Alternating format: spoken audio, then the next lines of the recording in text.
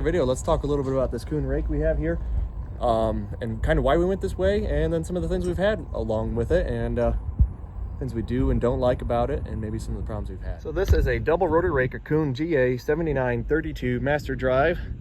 Purchased it used. It fits really well. The nice thing and why we went this route with this rake, I wanted a couple things. One, needed to match our mower. We had a 13-foot center pivot at the time. This does a very nice job of matching a 13-foot mower. I believe they had a smaller model, like now the older series, like a GA6008, I believe. I forget what the series that came before this. And then they have another rotor size bigger that's like a GA9000 something. The model number slips my mind right now, but either way, this is the mid-size that they make. So they had 3 different sizes of this model. This is the middle size. It pairs really well with a 13-foot mower. And why I went this route is I wanted flexibility in the operation, and we wanted better dry down. Rotary rakes are going to do that for you. They're going to make a fluffier windrow. You can rake the hay with a little bit more moisture in it, and it can continue to dry down when it's in the windrow.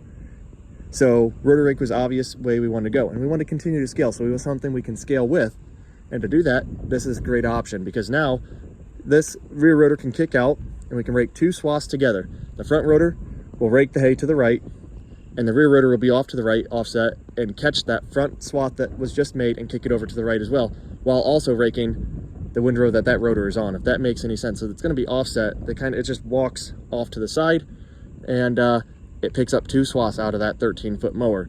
Now, if you're in thin fourth cutting, we're talking 1/4 ton to the acre hay. I mean, some people may not consider that being worthwhile, but if you're doing small squares like I am, and high quality fourth cutting sells really well, you're going to be in the field in some really thin conditions. This will, if it's a stretch, but it will do it. Like I said, it rakes the front into the rear. You're raking 2 over together into 1 swath. And then if you just go to the end of the row and then kick back right on the 2 rows next to it, kick those 2 together, it'll put that right next to basically the swath you just made, therefore making 4 windrows into 1. We've done that a lot in some later cutting hays, especially last year with the drought. We had a lot of thin hay we were doing at the tail end.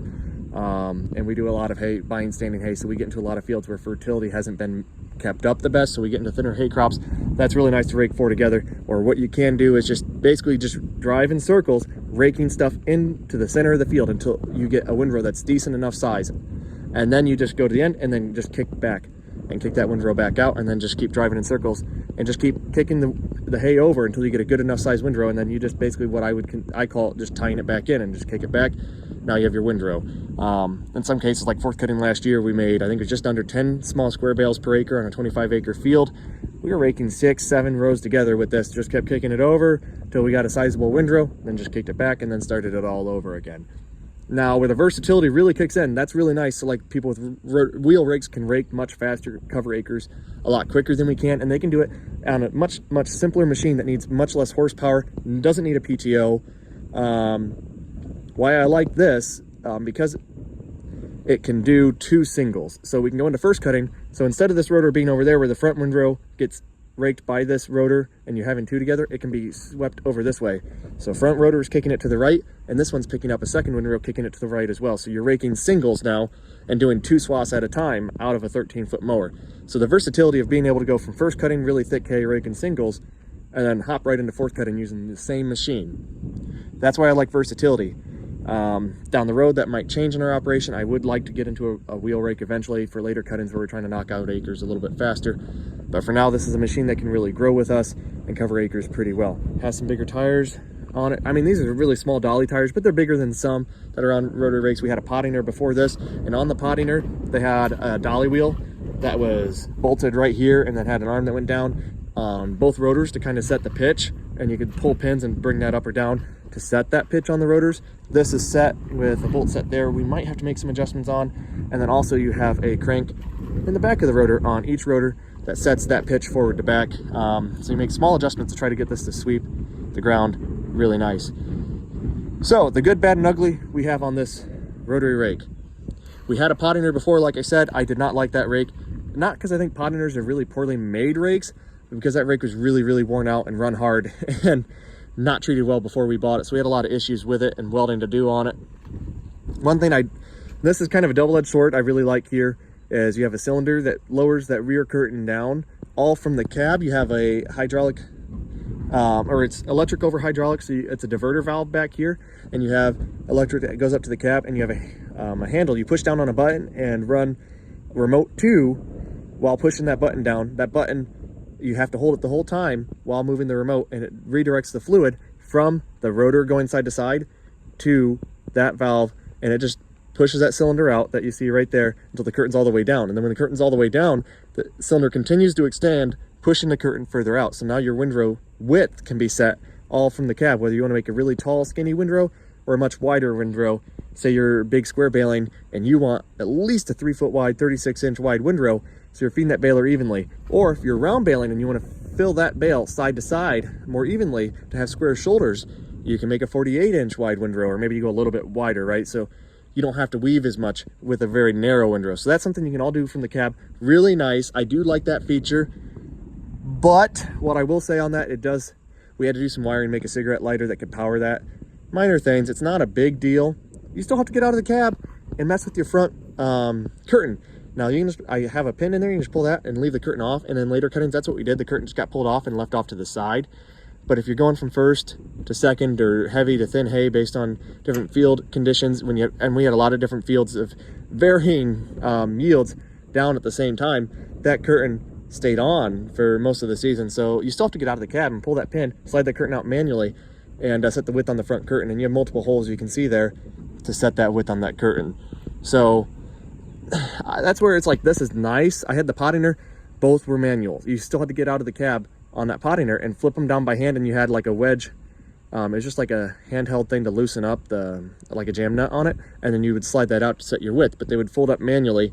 This just slides in, it doesn't fold up. I kind of like that on the pottinger because it was simple. I didn't have to have an extra wires going up to the cab, and that's a minor gripe I have with it. I get where they're coming from, and if it was a single rotary rake, a single basket, awesome, love it. Because you basically get to the field, you just run your hydraulic curtain down, and then you just go and rake. But since I know it's a small thing, you get out of the cab one time in a 20 or 30, 50 acre field, it's not a big deal. But the fact I still have to get out of the cab and then do that, you know, and I don't know how you would do that. Put a second diverter valve and a second button on that. Maybe that would have been the solution. I don't know. But overall, it's still kind of a nice feature when you get into those later cuttings, because I can just pull that curtain off and then go into these 3rd and 4th cutting fields and not worry about getting out of the cab at all. Has grease zerks under each one of these arms, grease zerks where you pivot, and then holes you can get to your U-joints. Like I said, these are much more complex than like a bar rake or a wheel rake, what have you, whatever you want to call those bar rakes, side delivery rakes. Some of those are ground driven, some of those are hydraulically driven, depending where you're at. I know out west they have a lot more hydraulically driven bar rakes, but I really like the versatility of this because we cover a lot of different types of crops, whether it be clovers, alfalfa to grass to alfalfa grass. Sometimes we're flipping over straw windrows, and that's one nice thing we've done with this when we had to rake straw windrows that got rained on, is these drawbars are set really low. Not really low, but when you figure the size of some of these windrows of straw, it plugs up under the drawbar, or just binds up until you have a big pile of straw, and then you have uneven feeding into the baler.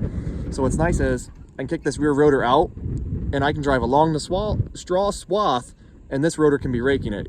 Because the swaths are only like 4 or 5 feet wide on the straw, you're not going to use both these rotors because they're 30 feet apart if you have 30-foot heads.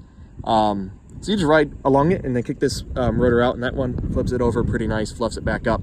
So that's kind of a nice thing when you're getting to straw, when you have to rake straw, which I hate doing, but it's just how it is sometimes. But yeah, if you were looking at a Kuhn rotary rake, I would have no issues with going to something like this. This has been a good rake for us. Plan to keep it for some time yet. I think it's been welded on at one time, small minor things, but overall it's been a good rake for us. Maybe there's a couple small adjustments we might need to make to get the pitch set on some of these, but it's sitting how it is because it's kind of crept back down. And we're not on the most even ground right now. And I got a few teeth to replace in it as well. We replaced a few of the tires on it, but otherwise have not had any issues. All we've done is throw grease at this thing and take it to the field. And you can see the curtains are starting to get a little wear on them. We've had to adjust the height on that curtain when we bought it because it was dragging on the ground a lot. You know, we went too high, and then the hay was getting kicked out under the curtain, and the curtain wasn't doing what it needed to set our windrow width. And too low where it's dragging the ground. We kind of got it set pretty nice now. It's just a matter of 2 bolts, and you can raise and lower that curtain and re-bolt it in. Same thing right here. You can see those 2 bolts right there set your curtain height. Pretty simple. And then as far as on the tractor, you've got 1 double acting remote that does your rear rotor side to side, and then like I said before, you have the electric here. You just push down on this button and hold the second remote, and that rediverts the fluid from remote 2 from being the rear rotor to doing your curtain. And then just a single acting remote for the up and down, 540 PTO. And normally I don't have everything set up like this. It was just to get it out here and parked on the pad and out of my driveway, or in my yard, I guess. I wasn't running the PTO, so I didn't mind these things ran or rubbed. We just needed stuff plugged in so I can get it out here. Normally we'll move stuff around and tie it up a little better than this, because that's not ideal. But all in all, you got a safety chain that comes with it. It came with its own pin, and I'm trying to figure out where that, right there, you put the pin sitting in this, and then your remote, so you can just kind of set along there as well. So, and then it has a stand you can put up with your PTO shaft. So I like some of those features. I know they're pretty minor, but it's nice when the company has the foresight to add some of those things in, because a lot of these older things, you just take the PTO, slide it back, and then it just basically hangs and touches the ground, and the hoses you kind of like put back up on top of something, you know. It was kind of nice they thought some of that stuff through.